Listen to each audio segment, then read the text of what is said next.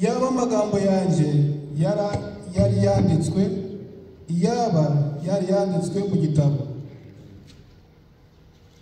akandikishwa ikaramu y'icyuma n'icyuma cy'isasu, agakebwa ku rutare ngo ahoreho iteka.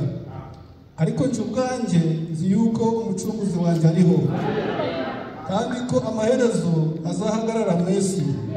Kandi uruhu rwanjye nirumara kubora, nzareba Imana mfite umubiri, nzayireba ubwanjye, amaso yanjye azayitegereza. Saa yundi nuko umutima wanjye umarwa n'urukumbuzi. Ahubwo mwari mukwiriye kuvuga muti, twamurenganya dute ko afite impamvu zimuha urubanza? Nimutinye inkota, kuko uburakari buteza guhanwa n'inkota, kugira ngo mumenye yuko hariho urubanza rutabera. Amen. Uko turasenga. Naomba turagushimiye Uwiteka Mana ushobora byose, tugushimiye kubw'uyu mugoroba kubona duteranirije hamwe, kubwo kuza kuramya izina ryawe no kukwambaza no kugushima. Urakoze, uhabwa icyubahiro Mwami. Twakwakuye, twakuraritse uze hagati yacu, nawe waje hagati yacu. Kandi Mwami Yesu Kristo, dusomye amagambo yawe. Amagambo yawe yanditswe n'Umwuka Wera, yahumetswe n'Umwuka Wera. Ijambo ry'Imana riti, inyuguti yo irica, ariko Umwuka ahesha ubugingo. Nuko Umwuka uhesha ubugingo aze hagati yacu, aduha ubugingo muri aya magambo, aduha umutsima w'ubugingo muri aya magambo. Nuko turakwiragije, turakwakuye, turakuraritse, ngo uze utuyobore, uze udufashe muri byose, tubigusabye mu izina rya Yesu Kristo. Turabasuje kandi mwese, tunawasalimu nyote mu izina rya Yesu Kristo. kwa jina la Yesu Kristo. Dushimiye Uwiteka Imana, Tunamshukuru Bwana Mungu na none yongeye kutubonanisha ambaye ametuunganisha pia kuri uyu mugoroba. katika jioni ya leo. Izina ryawe rihabwa icyubahiro. Tuwe sifa Tudatinze, ni nimugoroba. bila kukawa. Hapa ni jioni, Ni nimugoroba, hapa ni jioni. yenda bamwe barasohoka bajya mu kazi. Labda wenginepo watatoka wakienda kazini. Uyangane ntabwo turi bugukereze, Bilini hatutaacha unakawa, ntabwo turi bugukereze. hatutakuchelewesha. Witonde, Ole umutima wawe utuze, moyo wako pate kutulia, ugume hamwe, pate kaa ijambo ry'Imana utuje tupate kusikia neno la Mungu kandi turangiza pia tukimaliza wewe kwirukanka utabwiye Imana usikimbie bila kumwambia Mungu ibyo uruba wamaze kumva yale utakuwa umekwisha kuyasikia Imana mu mutima mwambie Mungu moyoni hanyuma wigendere mu kazi kawe baada ya uende kazi yako kandi Imana iguherekeze ya Mungu apate kukusindikiza naho twumvisha amagambo y'Imana tumesikia maneno ya Mungu yanditswe mu gitabo cya Yobu andikwa katika kitabu cha Ayubu. Yobu ni umuntu w'Imana w'ibihe bya kera Ayubu ni mtu wa Mungu ambaye alikuwa katika agano la kale ibihe bya kera cyane kwa mambo ya nyakati za kale iratubwiye ngo Biblia inatuambia eti Yobu yari umukiranutsi w'Imana Ayubu alikuwa mwenye haki wa gihugu cya Usi katika nchi ya Usi hari umuntu witwaga Yobu ulikuwa mtu aitwao Ayubu yari umukiranutsi w'Imana alikuwa mwenye haki wa Mungu uba Imana ambaye mcha Mungu kandi akirinda ibibi pia anajilinda mabaya. uwo ni Yobu Yule ni wo Ayubu mu gihugu cya Usi katika mwenye kuwa katika nchi ya Usi. Biblia yetu ni mu burasirazuba katika mashariki icyo gihugu uyu munsi siku iyo Usi ivugwa muri Bibiliya ambaye atukao katika ntabwo wayishaka muri Bibiliya kuyibona hawezi kuitazama katika Biblia nta nubwo washaka kuhabona kuri karita y'isi utafuta ili upate kupapata.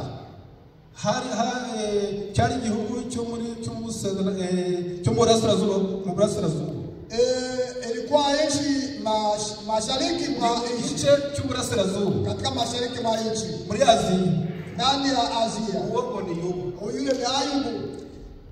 Yobu dusomye muri amagambo y'Imana Ayubu ambao tunasoma katika maneno ya Mungu haya hashatse kuvuga ku byerekeranye n'ibyiringiro tunahitaji kusema katika mambo ya matumaini. Dushatse kuvuga tunahitaji kusema ijambo rivuga neno la sema matumaini kuko umwana w'Imana wese kama mtoto wa Mungu yoyote wizeye Imana ambaye alimwamini Mungu akemera Imana anamkubali Mungu agomba kugira ibyiringiro anapaswa kuwa na matumaini. Umwana w'Imana wese mtoto wa Mungu yoyote wizeye Imana ambaye aliamini Mungu wemera Imana anayekubali Mungu agomba kugira ibyiringiro anapaswa kuwa na matumaini.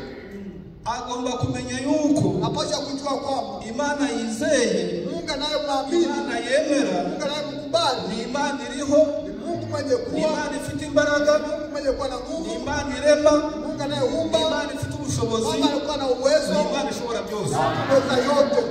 ukamenya ko Imana wizeye Unakaa kwamba Mungu Imana wamenye ko Imana wiringiye Mungu anayemtumaini ko Imana wemeye ambaye unayemkubali ni Imana ishobora byose uweza yote. nta kinaniro Hakuna chenye kushinda kamwe. ukamenya ko ari Imana ikiza Kwamba ni Mungu mponyaji. ukamenya ko ari Imana izura Kwamba ni Mungu anayefufua. ukamenya ko ari Imana ikora ibitangaza Kwamba ni Mungu mtenda maajabu. ukamenya ko ari Imana ivuga Kwamba ni Mungu ko asemaye. ari Imana isubiza Anayojibu. ko ari Imana ireba Anayetazama. ko ari Imana yumva Anayesikia. ukamenya neza yuko Kwamba Imana Mungu wizeye anayemwamini Imana wemera aliyemkubali Imana ituye mu ijuru anakaa mbinguni. kandi ni Imana yumva Yaani Mungu mwenye kuwa na kandi masikio. ni Imana ireba Mungu anayetazama. kandi ni Imana ivuga anayesema. kandi ni Imana isubiza Anayejibu. noneho ukwiringira yuko Pahapo unatumaini iyo Mana ishobora byose Mungu mweza yote. ingorane zawe zose Shida zako zote yakurangiriza anaweza kutatua. ubukene bwawe bwose yakurangiriza ibibazo byawe byose yakurangiriza Unaweza kusimaliza.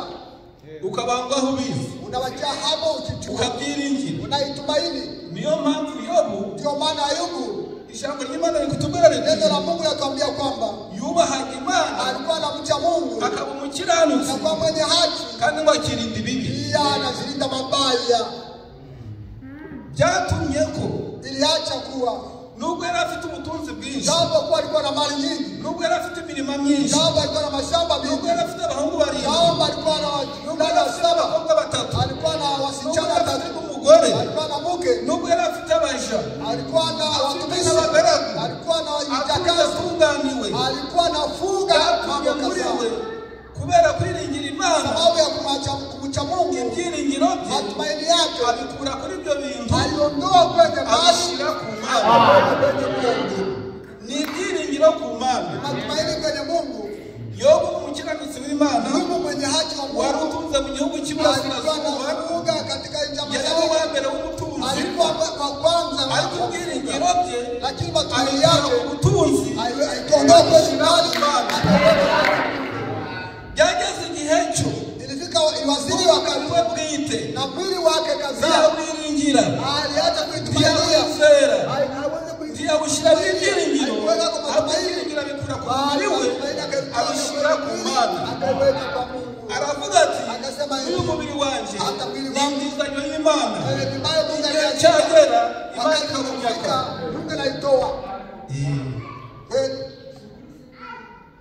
Mwihangane rero ibyiringiro ku Mana. Matumaini kwenye Mungu.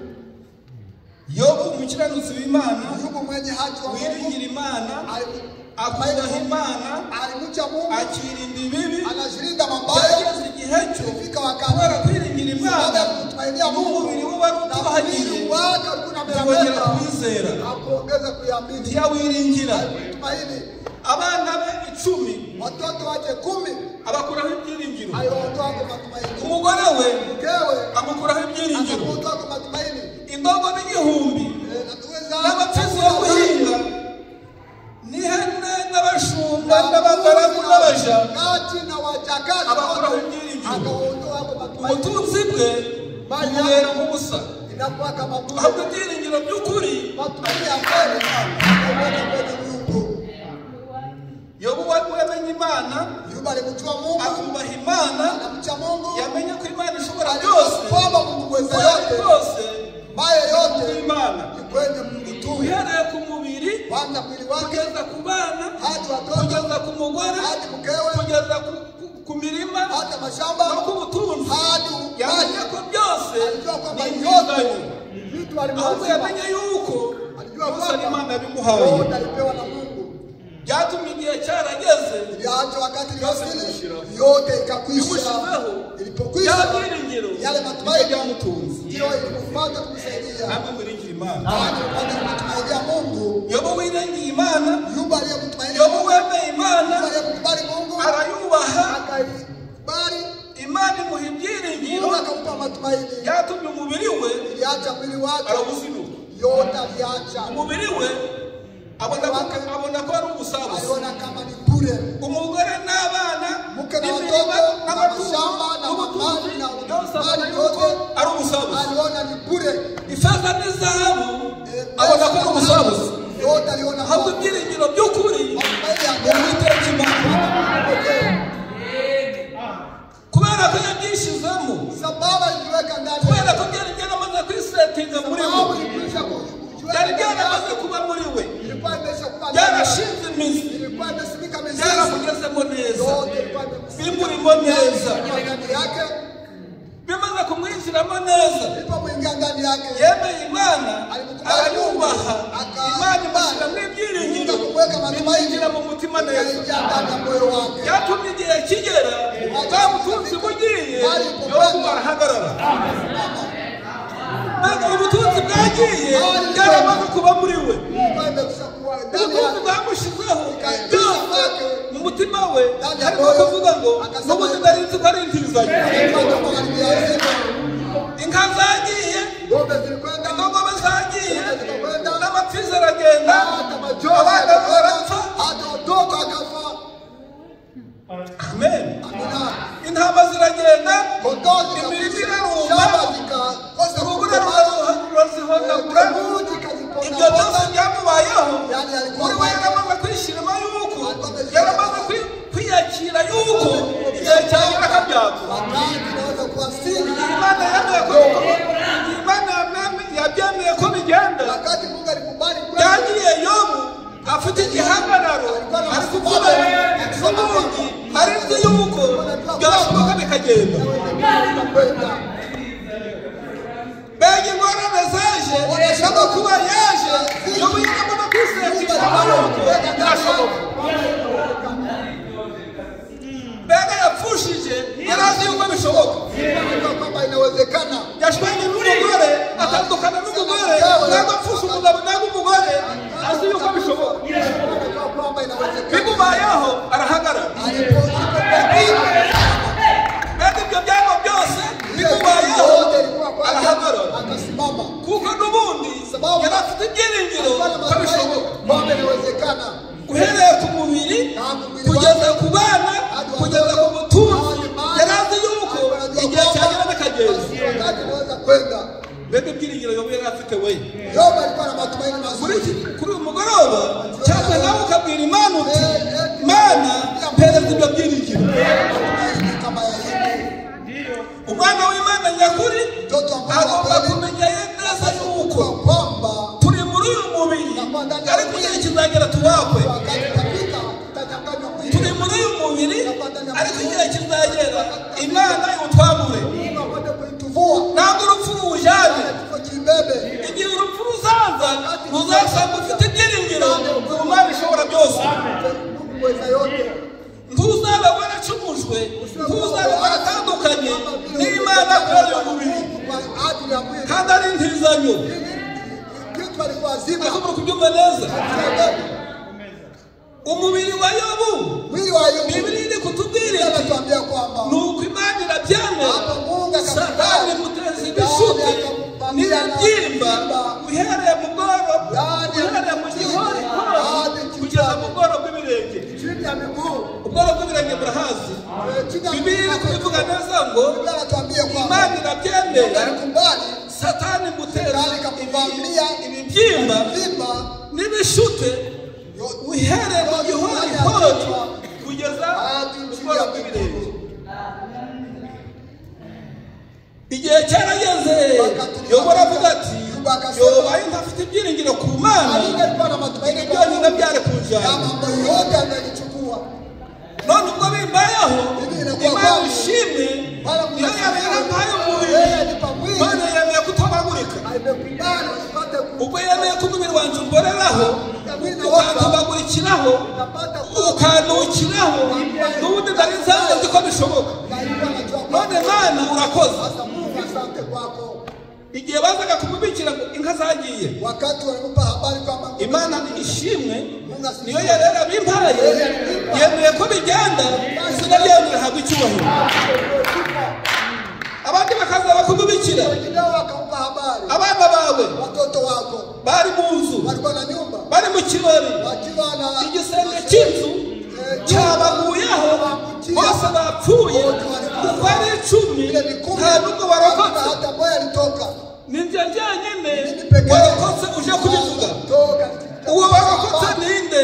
Yari umugaragu ntabwo ari umwana we. Nawe umbwire da abana be bose barimbutse umugaragu nyakujya niwe urokotse. Bene igisenge cyabaguyeho umugaragu bene Yobu bose bararimbutse. Umugaragu niwe urokotse araje aramubikiye bose nta n'ubwo basimbutse. Ninjye urokotse kugira ngo nze kubikubikira. Imana rero nabampaye none niyibajanye izina ryayo rihabwa icyubahiro. Imana ihabwa icyubahiro.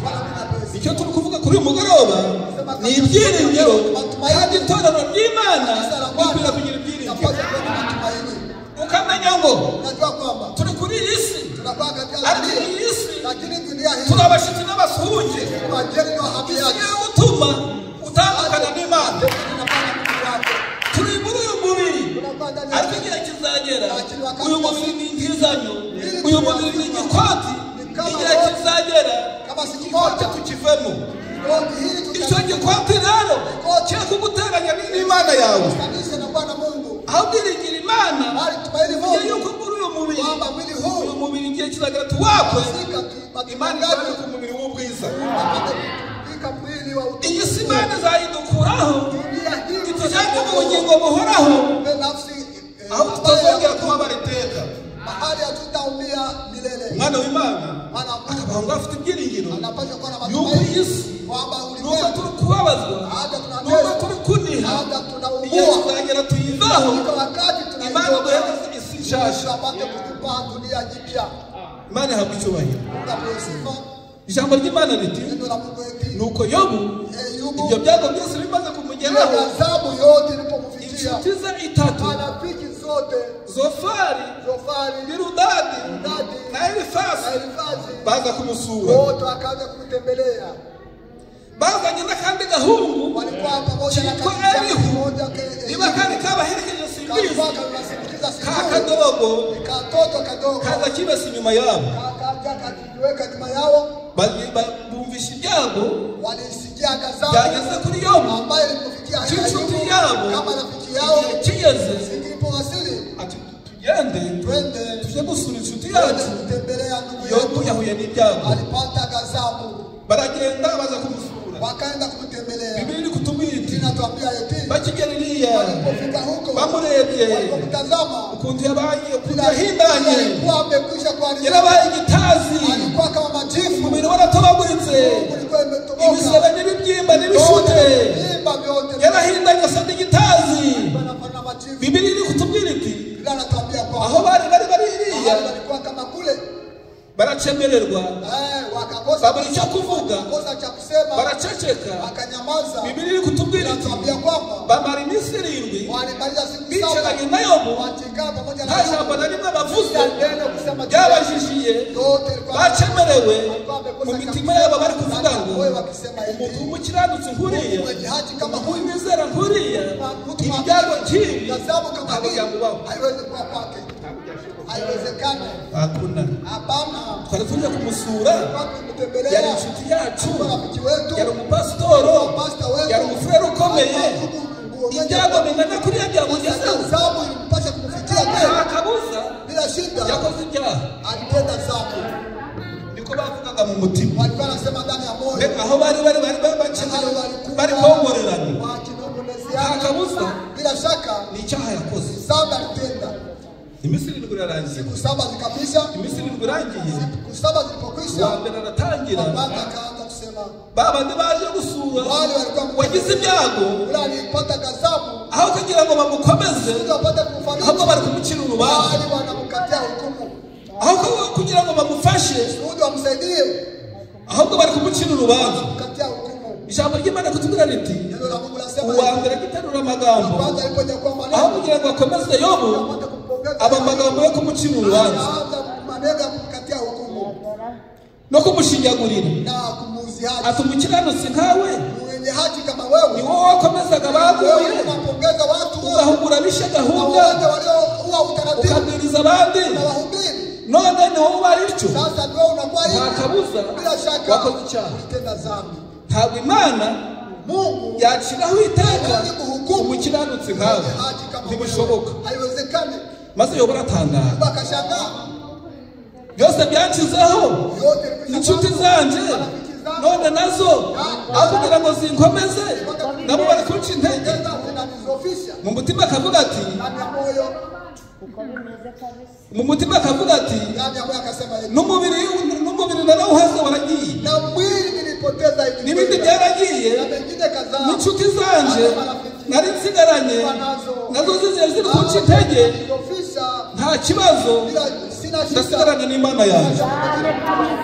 Ubwo umubiri wawe wagiye, kama vile abandi bakagenda, wanakwenda umugore nawe igihe kigeze nawe aramuzinuka, naye akampotea kabisa, akaja amubwira ati akanamwambia mutware, tawala, nta kabuza bila shaka wakoze ibyaha, tenda dhambi, wagiye iriya hirya tutazi nenda mahali ambapo ukorera y'ibyaha. tenda kule dhambi. Ntabwo Imana yacira urubanza Hukumu ibyago bingana nk'ibi gazabu kama hii biteye isoni ambayo inahayalisha ngo bikugeraho, baada ya kukufikia kandi umupasitori, na uko pastor kandi uri umuhanuzi. yani nabii, Ntabwo umuhanuzi w'Imana kwa Mungu Imana yakwemera haiwezi kukubali ibyago nk'ibi gazabu kama hii utende ibiheri byamugeraho. na kupele upate kukufikia. Ariko Yobu mu mutima yarazi yuko birashoboka,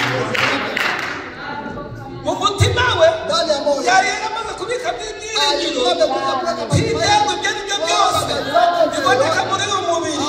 Nubwo ari umuhanuzi birashoboka. hata ni nabii inawezekana.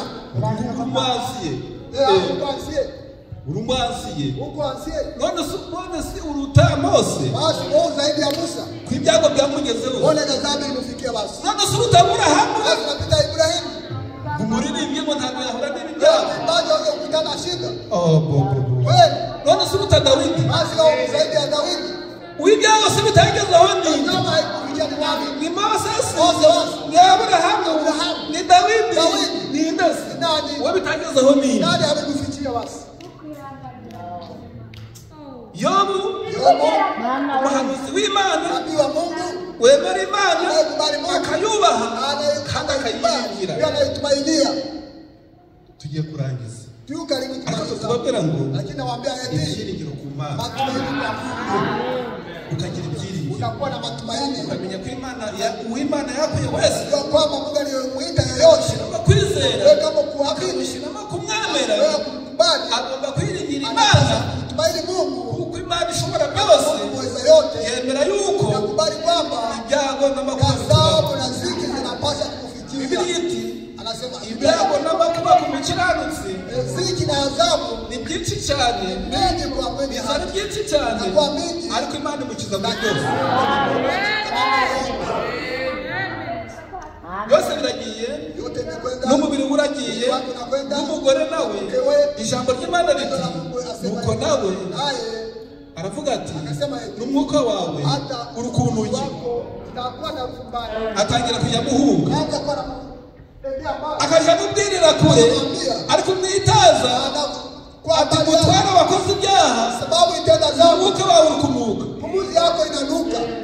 wowe wabwirizaga abantu Unahubiri watu ugakomeza abandi unapongeza watu n'umwuka wawe uri kunuka na pumuzi yako inanuka. akajya abivuga ari kwitaza. Anajongea Igihe kigeze wakati ilifika Yobu Yobu n'umugore amuvaho na mkewe akakwenda n'inshuti marafiki zijya kumusura ilipokuja kutembelea Biblia bamucira urubanza baramushinyagurira bamuca intege wakamzofisha aho kumukomeza bamuca intege wakamzofisha.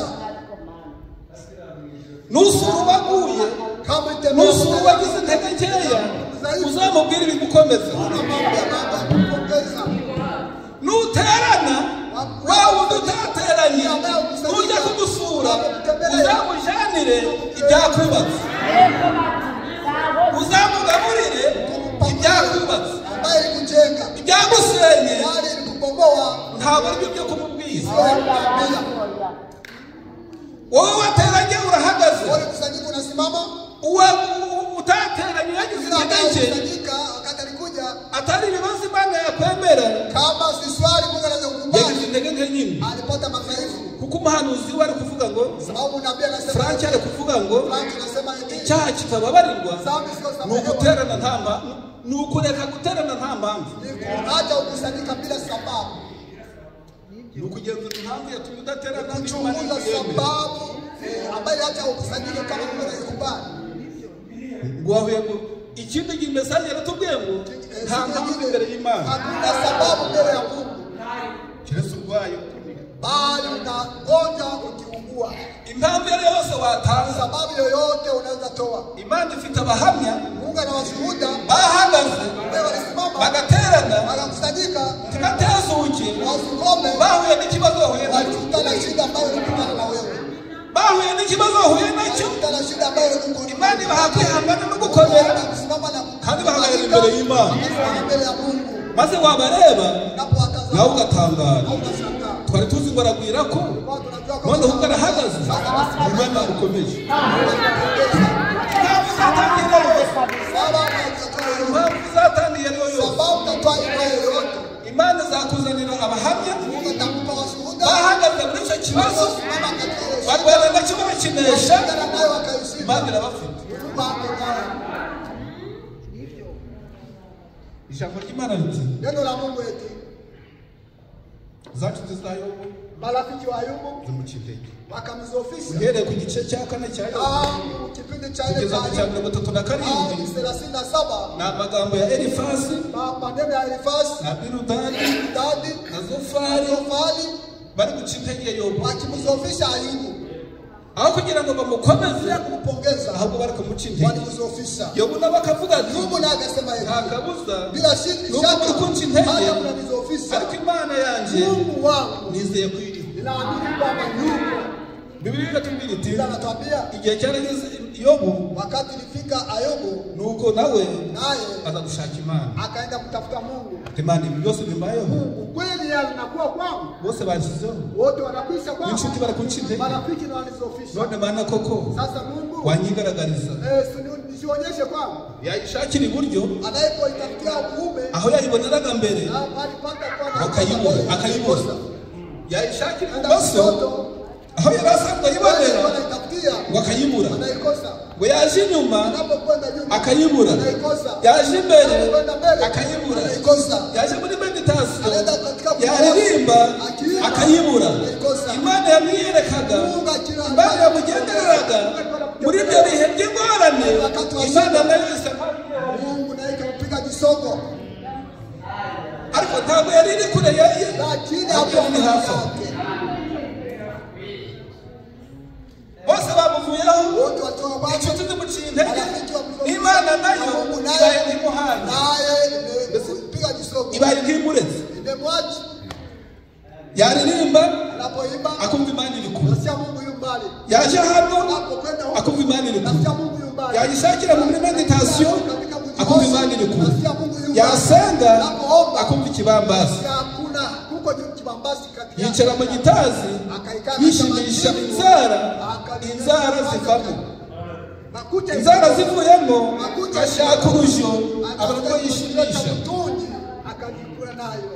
Ibyo byose yabikoraga ari mu gitazi, ari kwishimisha urujyo rushyushye. Achukua anajikurudisha, ariko umuhanuzi nawe yavuze ati Yobu mu gitazi, Yobu katika majivu, wewe mu gitazi, Yobu katika majivu, umubabaro mwinshi na ziki nyingi n'ibigeragezo byinshi, majaribu mengi, ariko Imana yabaye hamwe nawe. lakini Mungu alikuwa pamoja naye. Yobu abona Imana. Mungu akampata. Hariya twasomye Hapa tulisoma Yobu Yobu aragenda, akakwenda, sinzi ukuntu yagize agatege, sijue kama alipata nguvu, agiye hanze alipokwenda abona nje igiti akaona mti cyo batemye, ambayo walikata, agiye kubona alipoona abona kiri gushibuka, anaona kinachipuka, igiti batemye mti walikata kiruma, nakauka, ariko hasi lakini chini hari ibyana kuna vitoto biri kuzamuka ambavyo n'amababi ari kuzamuka. naanza kuchipuka. Aravuga ati Anakasema igiti nyagiti mti ubwo cyaciwe kigacana hapa iko ariko kikaba kiri gushibuka,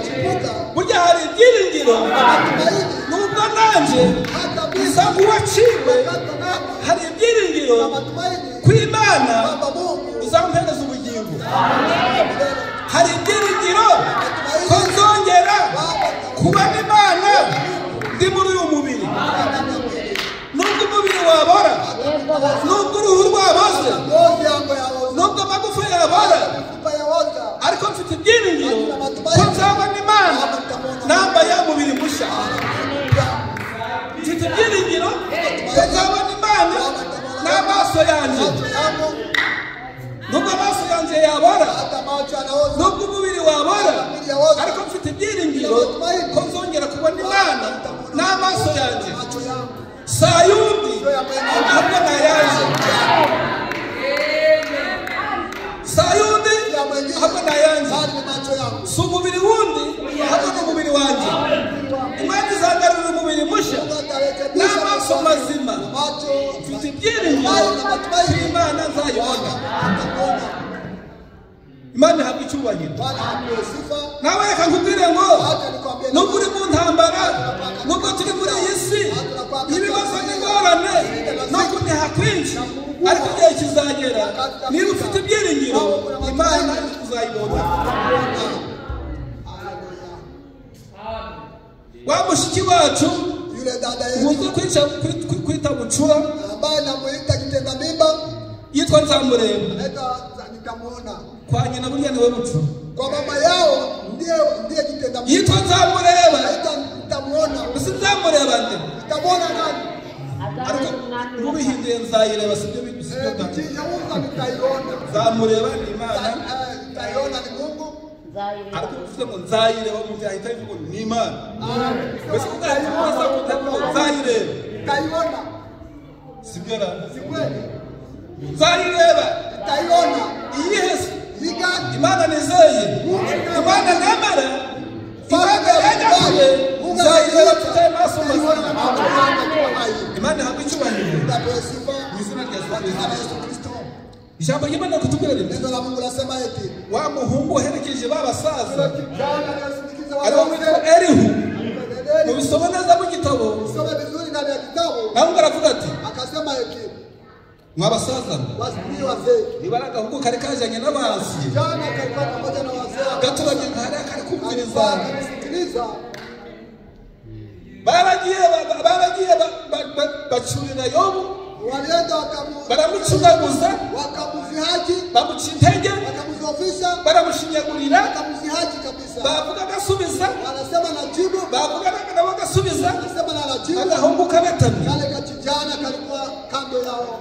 Mbe basaza, Yenye wazee, aho mwavugiye tangu nubwo ndi umwana hata niko mtoto, muri mwebwe sinari nkwiriye kuvuga, wale wenu siwezi, ariko nanjye reka mvugenda niache kagiye kuvuga kara kadogo ako karavuga ngo akasema yeye, nanjye nubwo ndi mutoya hata niko mtoto, ariko nanjye sina nawe n'ibintu nk'ibi. lakini sijawahi kuona mambo kama haya. Umuhanuzi nk'uyu Nabii kama huyu wavugaga rikijana, anasema mambo yanatendeka, none ni ubaye utya, sasa nakuwa hivi, nta kabuza bila shaka ni umunyabyaha. mwenye dhambi. Ijambo ry'Imana riti Oh my God, n'abagaragu basuzugura Yobu, wakamdharau Ayubu. uwo yakuraga Yule alikuwa anaita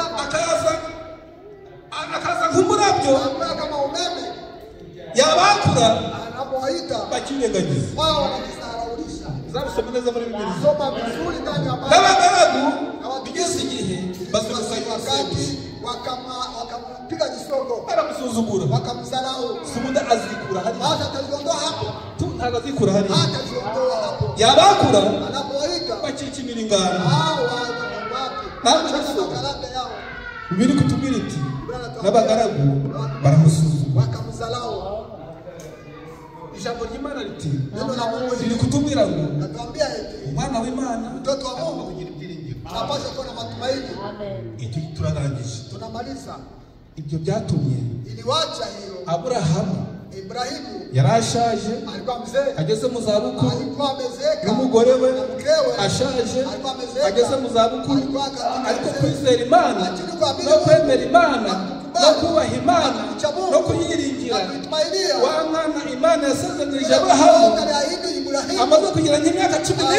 miaka 12. Imana yaragarutse ibwira Aburahamu ati wa mwana nabahaye Ule mtoto niliwapa, mumumpereze, nipe naye, ndikumva mfite amazuru yanjye nasikia mapua yangu akeneye parufe, anasikia anahitaji nkeneye amavuta yo guhumurira, mafuta ya kunuka. kandi iyo parufe nkeneye Parfait ninayoipenda umurabwe w'inyama za Isaka. nyama za Isaka. Nshaka kumujyana ku gitambo Kwenye madhabahu, kwenye madhabahu ukamutwika unamunguza, ukamunosereza unamtia agashaka shirira umubabwe we manukato yake akakupumurira mu mazuru na kupumulia mapua yako. maze nkagubwa neza. Nami nastarehe. Aburahamu aravuga ati Ibrahimu mu akasema, mutima agomba kuvuga ati moyoni mwake akasema, tena bigenze gute, sasa imekuwa Imana tena irambindutse. tota Mungu amenigeuka. Umutima uramubwira ngo Moyo wangu n'ubundi yamuguhaye nta byiringiro byo kubyara, n'ubundi yamubahaye ibyo kubyara byararangiye, kwenda kuzaa kweli ni none ko ariyo yamubahaye yeye aliwapa. genda umutwike, niyizi uko izabigenza. Sara yagombaga kuvuga ati Sara alisema eti, none ko yavuze ngo kuri uyu mbona alisema kwenye huyu urubyaro ruzangana n'inyenyeri zo uzao ku wangu ijuru utakuwa kama nyota za mbinguni, n'umusenyi wo ku inyanja, mchanga wa baharini. nitumutwika biragenda gute? Zitakuwa je? Aburahamu akamubwira ati Ibrahimu akamwambia, inyenyeri n'umusenyi ya nyota na mchanga wamuduhaye birarureba, aliyetupa tunakutazama. ibuze inzira na tekinike zabicishamo. Yeye pia atazipitisha ndani. Ibyo yavuze natabisohoza Yeye alisema kama uzazara ntabwo ari twebwe, hayalika sio sisi, ariko ikibazo cyo ni uko Imana itabesha kandi ntabwo imwana. anatangana pia hayalike. Byatumye umwana Yaacha mtoto bajya kumutamba, aenda kumtoa kama zabihu. bagiye kumutamba. Alipomtolea, Bibiliya uko byagenze murabizi. jinsi ilikuwa ndani ya Biblia unavijua. Ibyo byatewe n'iki? Ili sababisha na nini? Ku Mana. Na kumtumaini Mungu. Burya basaduraka Sa- na bameshaki na Abednego, bamenyanego icyatumye bemera kuzigugwa mu muriro tumbukizwa motoni, baravuze bati walisema eti twakuwe mu gihugu cyacu, tulitoka katika nchi yetu, tunaja hapa mu gihugu cy'ubunyage, ndani ya nchi ya kutekwa nyara. ariko ijambo ryatubwiye yuko Neno latuambia kwamba tutagomba kuramya ibishushanyo bibanza hatutaabudu sanamu n'ibisa n'umuntu. na vijana fana Mungu mwanadamu. Itegeko ni ryo kuramya umuntu, Sheria ya kuabudu mwanadamu ntabwo tumuramya, hatutamwabudu, ahubwo turemera bali tutakubali tuzugumwe muri uriya muriro. tumbukizwe ndani ya moto. Imana nyiri ijambo ry'Imana Mungu mwenye neno lake twiringiye yuko natumaini kwamba iri butukizura atatuokoa motoni. nubwo umwami atari budukize Hata mfalme atuokoe, ariko Imana lakini Mungu iyo yavuze iri jambo aisema maneno hii niturihagararaho simamia, Imana iradukiza muri Mungu anatuponya moto, turabajugunyamo tutatumbukiza ndani. basaduraka bakavuga bati Sadraka wakasema hivi, nimushaka mutujugunyemo mpenda mtutumbukiza Imana ndani. twizeye Mungu tunayemwamini twizeye ko ari Imana izura kwamba ni Mungu mwenye kufufua, nubwo twasha tugashirira hata tunaungua. Imana twizeye Mungu tunayemwamini, Imana twemera Mungu tunayemkubali irazura anafufua na hanyuma y'urupfu baada ya kifo. twizeye yuko Tunaamini kwamba, twiringiye yuko natumaini kwamba Imana yatubeshaho Mungu anaweza kuacha tunaishi, na nyuma y'urupfu na baada ya kifo baravuga bati sema eti, na nyuma y'urupfu na nyuma ya kifo Imana yacu Bwana Mungu wetu yatubeshaho anaweza kuacha tunaishi. aho kuramya igishushanyo Kuabudu kuliko kutuabudu twebwe sana, badutwike tunakubali watuunguze. twiringiye ko Imana yacu Tunatumaini kwamba Mungu ni umukiza ponya, ni umucunguzi mkombozi, ni umutabazi mtetezi, Imana ikiza ni Mungu mwenye kuponya. turabajugunyamo Tutatumbukiza ndani, bakavuga bati nasema eti iyo Mana mwizeye yule Mungu mnayemwamini ntabwo ibakiza bwaburi ataponya moto, nubwo itadukiza hata ituponya turamera umuriro dutwike bali moto ariko itunguze. ntabwo turuburamya igishushanyo Tutaabudu sanamu. Imana niyemera ko dushya Mungu akikubali tuungue, izatuzura ku munsi w'amateka siku ya mwisho tubaye iki tunakufadhili, turaca mu muriro tutapita ndani ya moto, tuzagere mu kuzura pate ndani ya kufika mbinguni, turaca mu muriro ndani ya moto, duce mu y'ubusamo pate haraka, tuzibona mu muzungu tutaziona ndani ya kufufuka. duhombye iki Tunaomba nini? mushaka mu dutwike Ukipenda mtunguzi, barabafata wakawashika babajugunye mu muriro wanatumbukiza motoni, bya birimi by'umuriro cheche ya moto, abari babafashe wale waliowashika abari babikurubana washika barasha barakekera muri twe ungua wana Sadraka Meshaki na Abednego shaki wa mutabazi bari biringiye abara bamusanga akamkuta ndani, bagiye kugera mu muriro alifika motoni, bakaza bumva wakawa nasikia Imana yamanuye n'icyuma ushusha ndani chuma gashaka igitira kiza mu muyaga kama kile kinaleta upepo, nimukizira mnakijua vandirateri bandrate, burya Imana ifite vandirateri kumbe kuna na bandrate, Imana bamugisha kumbe wakaliji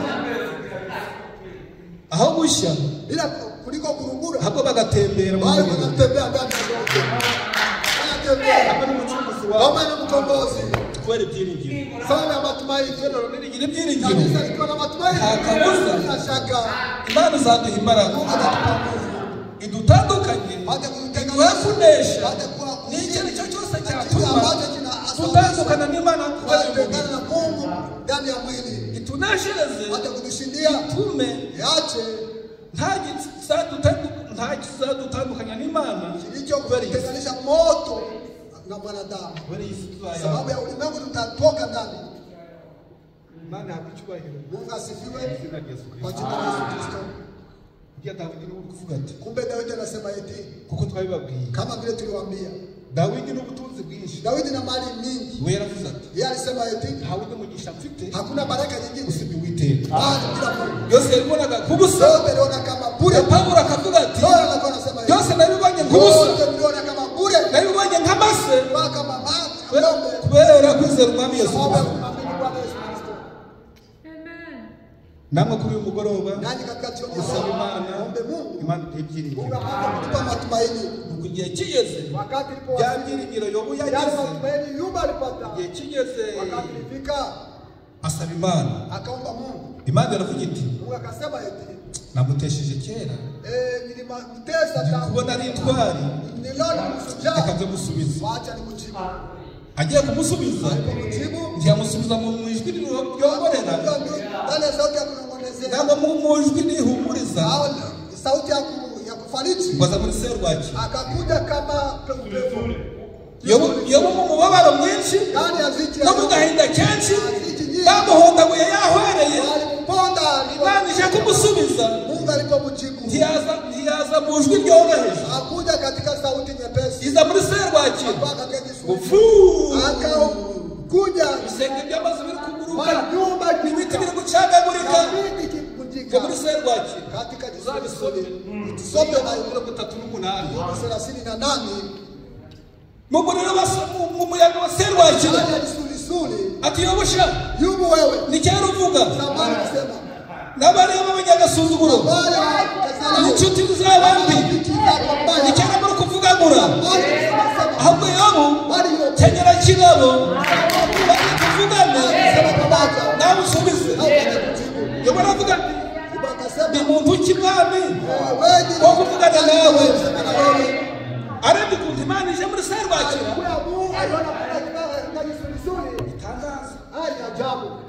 sinone Imana sasa Mungu ubisuye nimemtembelea serwakira dada vizuri. bari gutitira Alikuwa akitetemeka niba uri umugabo kama uko niba uzigiye intare kama simba n'inyamaswa zo mu ishyamba nyama za porini igihe zibyarira zinazala niba uzi inkingi kama unajua muundo wa dunia ibyo byose niba ubizi kama ile unaijua Imana imuhiga ubutware Mungu akampa ujasiri n'ubushobozi n'ubuhangange bwayo na utaalamu wake. mbega Imana yaje Mungu iri alikuja kumubwira kimwambia ubushobozi bwayo n'ubuhangange bwayo n'ubutware bwayo bahinga umushinga yote akatetemeka.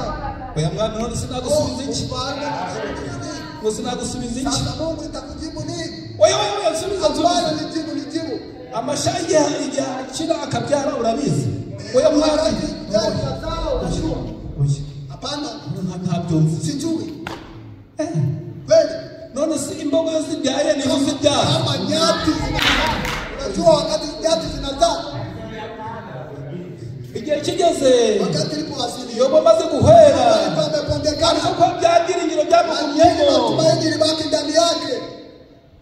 nuko Hapo Uwiteka aramubwira ati Bwana Mungu akamwambia, utari kunsubiza oya mwami ahubwo ndihana mbabarira ndihana nduwa burebure ntacyo maze ndihana bibiri yiti amaze kwihana Imana imurambura ibiganza amaze kwihana ashyira bugufi imbere y'Imana Imana iramunamura iramuhagarika kandi ibibazo byose birarangira wa mubiri we nk'uruhinja uragaruka amaso mazima aragaruka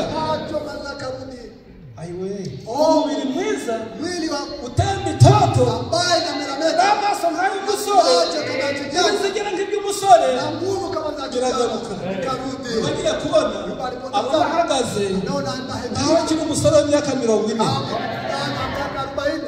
ati sha n'abamonde mwese nababwiye nimushaka musuzugure neza ariko igihe kizagera nzareba Imana afite umuntu nimushaka musuzugure nimushaka muntuke nimushaka mungaye nimushaka mutumyege reka itara bababwire ngo abisi n'abashaka batumyege badutuke badusuzugure ngo turi banakurose ngo turi bifurere ariko igihe kizagera Imana twemera Imana twizeye nitutagusari nitutanamuka nitudacogora Imana twemera tuzayireba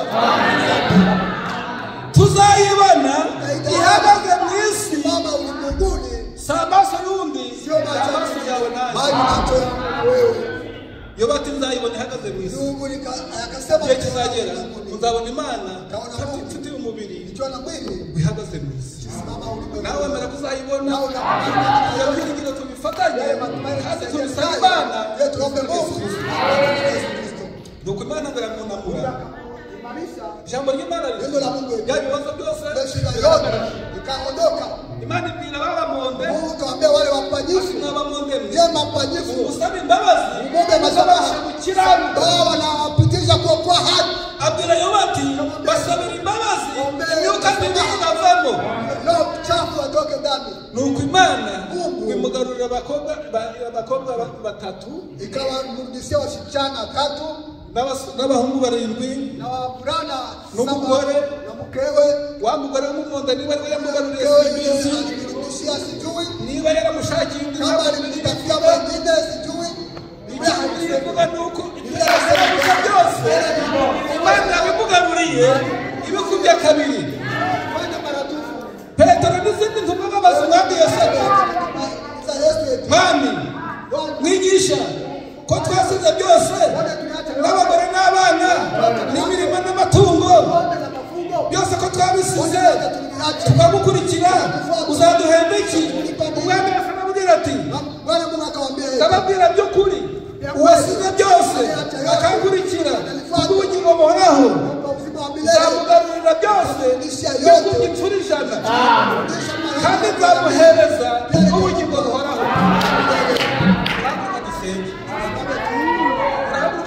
Imana iduhereze ibyiringiro nuko duhagurukire twese dusengera hamwe n'akaririmbo gatuje ka meditasiyo. Buri wese ari kwambaza Imana akaririmbo twese dusenga.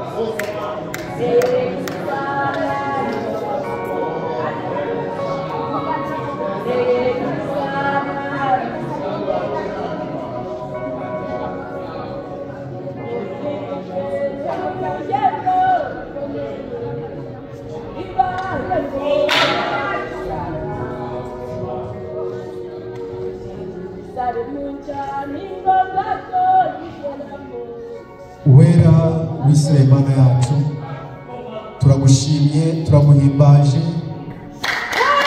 Uwiteka izina ryawe ntabwo icyubahiro uri Imana imenya igiriro ry'umunsi ukamenya iry'ukwezi ukamenya iry'umwaka kandi data ukamenya igiriro rya buri muntu wese rimukwiriye mu gihe cyaryo none data utugeneye ku ijambo ryawe ryiza Imana tubwira ku byiringiro kuko Nyagasani Imana ibyo byiringiro nibyo bituma tudacika intege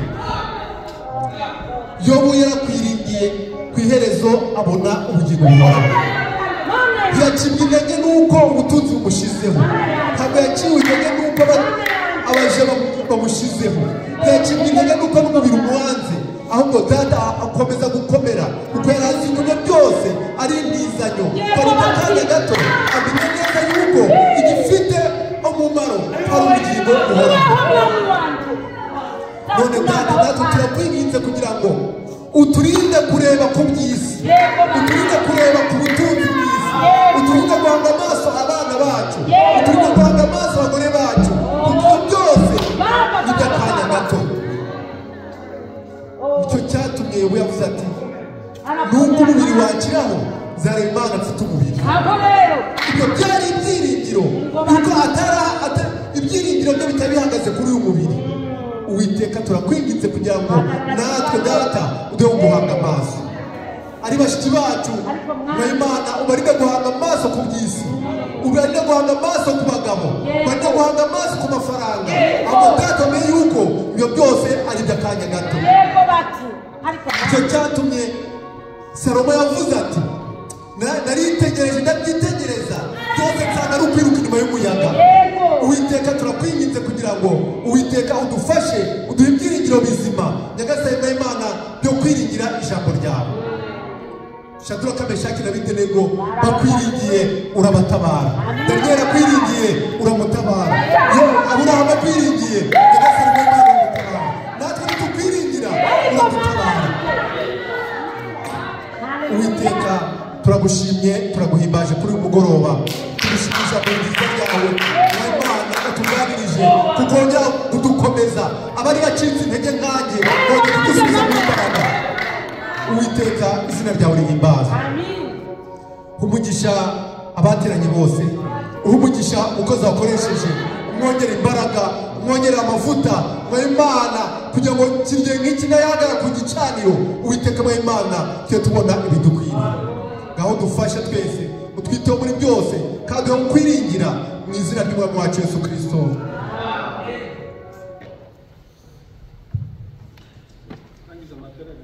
Alianzisha makusanyiko takuya kukomesha kwa jina la Yesu Kristo.